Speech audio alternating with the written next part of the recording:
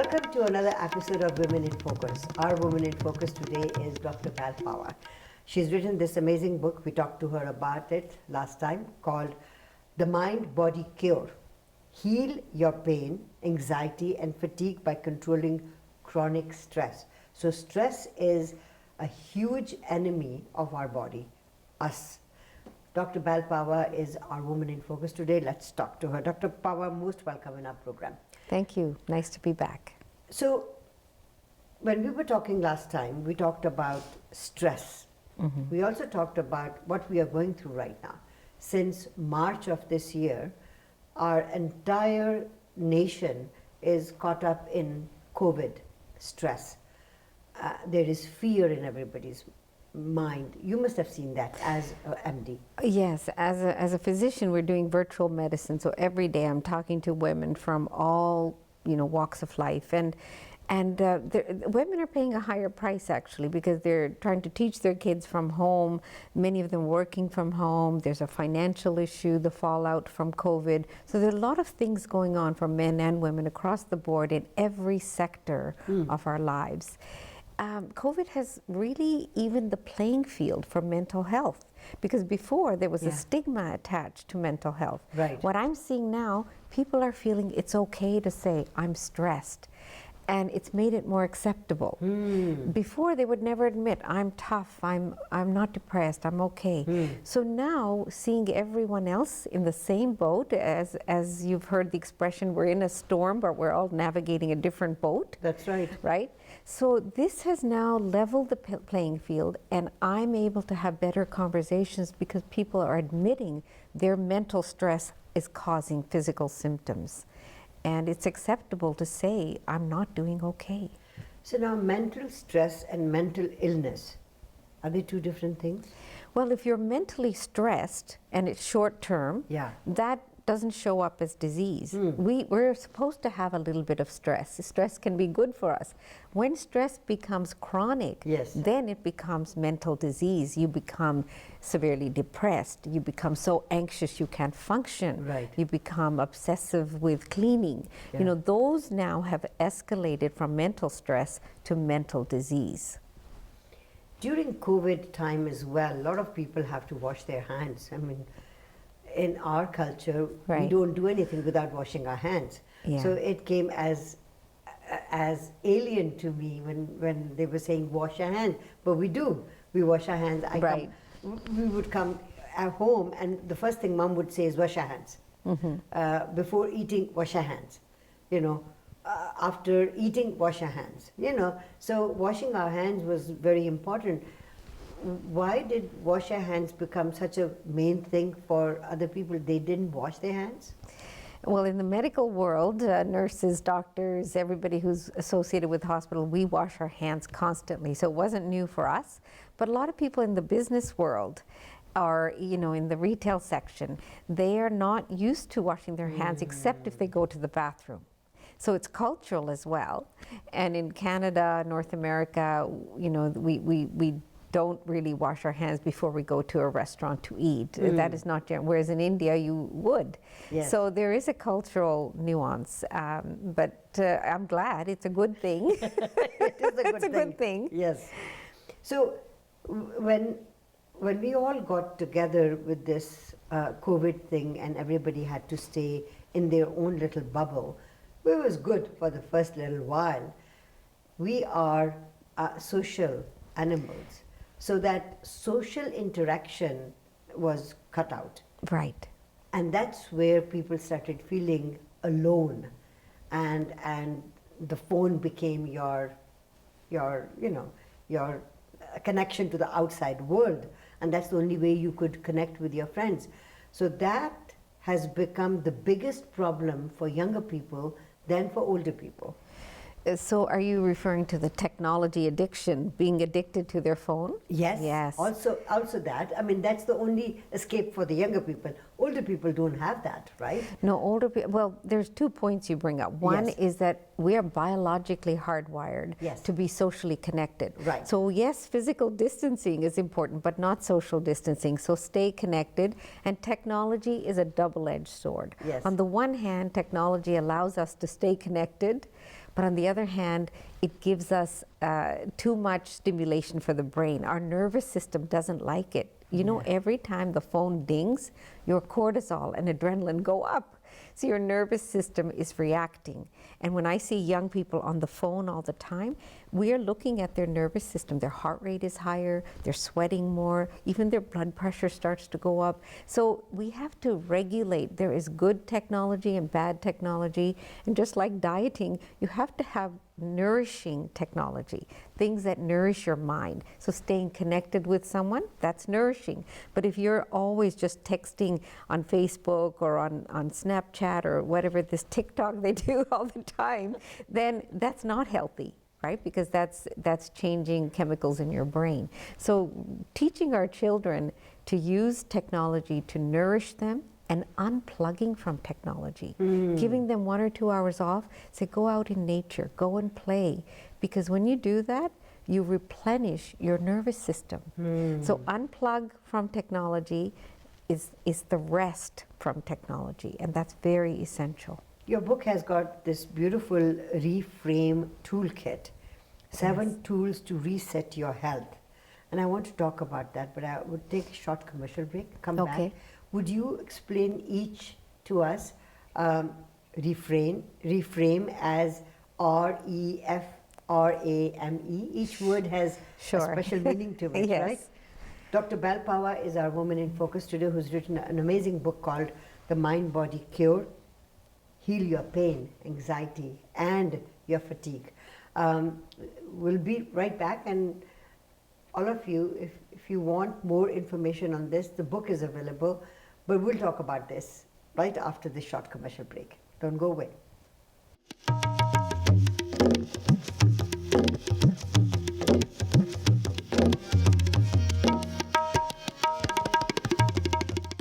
Welcome back to Women in Focus. Dr. Bal Pawa is our Woman in Focus today. Dr. Pawa, first of all, I want to thank you for taking your time and talking to us. This is really important. Within our own community, we have so many issues for the South Asian women and men. First of all, we leave our own countries, make this our home, and then we are living in dual, cultures. Dual nationalities, dual mindset. I think we've got too many stresses. Don't you think so? I agree. I have just done a show on mental health, and it's definitely more in the ethnic, not just Indian community, but Chinese community, any ethnic community, because you're right. We're trying to live in 2 cultures, 1 foot on this side, 1 foot, and different expectations, and we're working women. So there's a tremendous amount of stress and differential for ethnic women, I would agree. Do you feel, and as a physician and as a person who's looking at holistically at a human body, do you feel that our community is going through a lot of mental issues, and we don't really, I mean, this is my perception, we don't really accept it as a problem. We just don't look at it as a problem. Well, there's 2 issues. One is, you're right, there's denial. They don't want to admit that there's a problem. So there's an element of denial in the community that this problem is actually bigger than it is. They deny that. It is very big. And secondly, is that mental health has a stigma in our community. You know, you've heard the word "otapagala." You know, look, this is such a derogatory term, because someone is more vulnerable because they're not able to cope. So it makes them weaker. And so we really have to work hard to empower people with some knowledge and say mental health is absolutely common. It's just a spectrum. You could be normal one day and the next day fall apart, and that's okay, but long as you get back up. And we have to support each other and collaborate as a community to get everybody back up. So education and awareness is very important. That's the piece that's missing right now. Within the community. Within the community. Define mental health, because within our own community, we mentioned that there is a stigma, right? Right. So what comes under mental health? What all can be in that particular category? So mental health refers to your ability to navigate your environment, your social and physical environment, without fear and anxiety and constant worry. So you're living your life, making decisions without all the time thinking from a place of fear and worry. That's mental health. Okay. Right? So you're not living in stress. Right. Because stress is fear most of the time. Right. So when someone is mentally healthy, they're more stable, they're more joyful, they're more connected, they make better decisions for their health.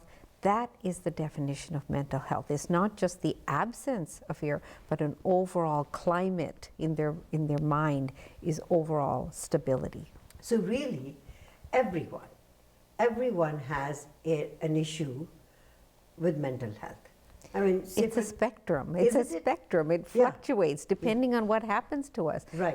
Where everything is good in our life, we said, "Oh, I'm mentally healthy." Right. You lose your job, you crash. We want to cultivate resilience. We don't want you to crash each time something happens, because we can't control what's outside of us. We have to learn how to control the neutralizing factor of keeping our health internally. That brings me to That's resilience. another issue. Say, for example, people who are doing a particular job, they fail in it, they forget, they leave that, they do another one, Right. and then another one, and find themselves to be maybe successful in the fourth one. Right. So they are resilient then. That's right. Okay? So Yes. that's what you are saying. Yes. Okay, so majority of the people, I feel, and this is my perception, of people older were resilient, whereas I find the younger people are not that resilient. Am I correct in thinking? They have a different kind of resiliency, but the way we were brought up, we just knew you're going to have hardship, you're going to have adversity, you just have to work through it and keep going, keep going. So we have that built-in compass that no matter what, we just keep going. Whereas what I'm seeing, and I gave a lecture yesterday to the UBC Solder School, I'm seeing young students, they're very fragile. They're 26, 27 years old. Their boyfriend breaks up with them and suddenly life is over. So they tend to crash very quickly, and their confidence and resiliency is very fragile. So we're working to build a stronger resiliency so that they don't crash soon as something goes out of control. We cannot control the outside world. That's the bottom line. We have to define a locus of control that is within us. Our internal environment is the most important. And that's what I want to teach students, and I want to teach the community, that cultivate resilience from the inside, make yourself strong, and just keep going. Know that life is going to have ups and downs. Know that you're going to have things that fall out of control. But the only thing you can control is how you show up, and I will teach you some controlling techniques to relax your body as well. You wanted to talk about how people can train themselves to cure. When you talked about my child is, say for example, taking drugs, and my life at home with my husband isn't good, my work is stressful, there are three major issues that are going on with me that are contributing to my stress. That's right. You as a doctor are not going to be able to help me out with that, so that's where the pill comes in. What does the pill do? The pill is a quick fix. So when we look at a pill for your stomach, for example, we want you to just fix it, no more acid, it works. But we don't want you to take that forever. It's not sustainable. Yeah. Those pills have a side effect. If you take those pills for a long time, it changes the pH in your stomach. Now you can't absorb your iron. You can't absorb your calcium. So one action has a reaction. That's why external interventions, there is always going to be a side effect. But if it's internal intervention, you fix what's going on inside, then no side effects, cost effective, affordable, you know, it's a win-win. Okay, I'm going to take a short break, Okay. come back, and let's just do that. Let's reframe ourselves. And is it rewiring? Yes, it is a rewiring. Okay, all right. We'll take a short break and we'll be right back with the one and only Dr. Bal Pawa.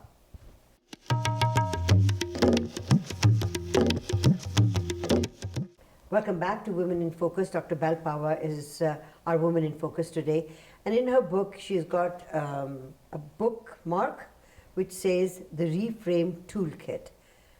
Now, we've alluded to that many a times, but we haven't Yeah. done it. So let's go ahead and do it. Okay, so the word reframe I love because it allows you to step back and say, what's a different way I can look at this situation? So reframing it. And so what I wanted to do was teach people to have a self-help toolkit they can call on. So reframe, 7 letters. So let's start with the first one. R is for reset. This is the most important. How do we reset our nervous system? Our nervous system is the fight or flight or rest and repair. We live in fight or flight. So 3 things. Number 1 is deep breathing. Deep breathing, when you breathe in, you inhale, you hold, and then exhale. That allows your system to turn on the brakes. So breath, BMW, think of a car, BMW. Breath, mind is the second one. Calm your mind, make your mind calm and be present. Don't think about future, don't think about the past, just be in your body and be calm. So focus on your breath. So breath, mind. The third thing is word. Pick a word, amen, om. Peace, whatever word works. So when you inhale, you hold, and you exhale, say that word in your mind. And what that does, it resets your nervous system, it rewires your brain. You were right. It actually does. On EEG machine, we see the brain waves go from here to beautiful alpha waves, and it turns off your cortisol and adrenaline, your stress hormone. So reset is very important. Okay. BMW, remember that. E is for exercise. Everyone knows exercise is good for you, but exercise burns. It burns off your cortisol and adrenaline. So Right. that's why it's good for stress and your immune system too. Okay. F is for food. Food is our medicine, but we choose wrong foods when we're stressed. Okay, hold on for a second. Time out. Okay. Good food, bad food. Yes. So in 2 sentences, explain what is good food and what is bad food. So good food is going to nourish your body. It is plants, nuts, seeds. Bad food is pro-inflammatory food, makes your body inflamed. So it would be sugar and lots of salt and lots of alcohol, lots of caffeine. So those things inflame your body. So you want to choose foods that are pro-immune. I know, darn, moderation, moderation. So that's the food. Okay, Yeah. that's F. F. And then the second R is Yes. rest. Rest are 2 aspects. One is unplug from your technology, give Right. your nervous system some time. And by the way, your nervous system is connected to your immune system. Psychoneuroimmunology is the new exciting field of medicine. It says your psychology is connected to your neurology, your nervous system. That's connected to your immunology. Wow. So getting off your technology for a couple of hours just to give your immune system and your nervous system a break is very vital to your health. Am I correct in thinking then, and remember you are at R, that I like interrupting people, That's okay. that the technology probably is one of the biggest contributor to this new stress that we are feeling? I agree. As I said, it's a double-edged sword. It's one hand, it's helping us to connect and communicate and teach and educate. On the other hand, it's wreaking havoc with our nervous system because it's constantly stimulating the cortisol pathways. So we have to be very careful how we choose our technology diet. Right. Okay. Okay. So rest and then A. A is that piece that is so vital. If you're not aware of your body, you're not making the connection between your thoughts and your symptoms, that is a big thing you're missing. You have to become aware of your body and aware of your thoughts. The ability to think about what you're thinking is called metacognition.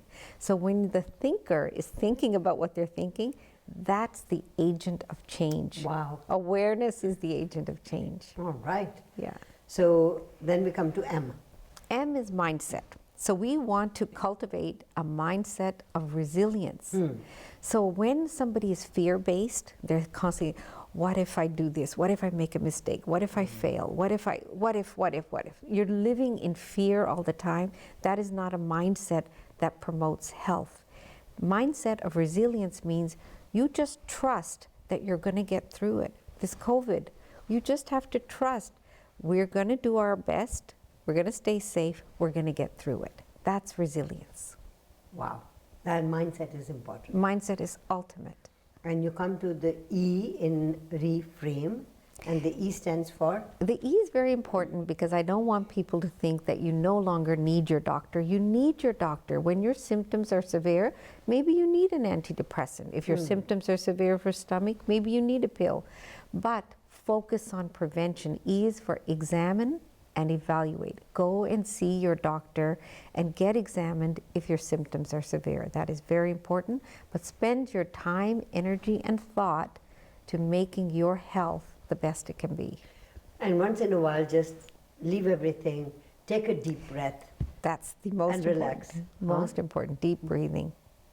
So deep breathing also gives you oxygen to your brain. Oxygen is the drug of choice, right? We want to bring oxygen to all our tissues, but you would be amazed if I tell you when I examine patients, they're breathing from their top 1/3.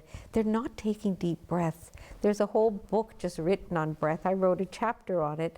But breathing is so key. You know, we take it for granted. Baby is born, takes its first breath. Someone dies, they take their last breath. Everything in between is life, right?